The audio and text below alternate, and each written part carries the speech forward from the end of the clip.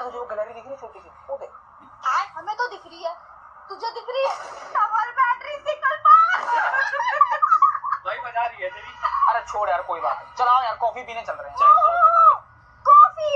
चाय के टपरी पे पीने वाला कॉफी की बातें कर रहा है, जेब में 10 रुपया भी नहीं होगा।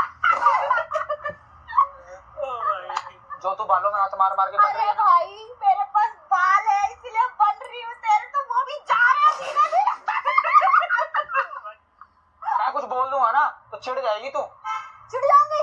बोल बोल बोल बोल, नहीं चिढ़ रही, बोल जल्दी बोल, देख नहीं चिढ़ रही, बोल। तो जो तेरे दांतों में गैप है वो।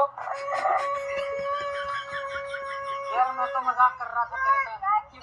जीरो मतलब जीरो तेरी चर्चा इसमें, बताओ किसी लड़की के ब्यूटी पे ऐसा बोलते हैं क्या?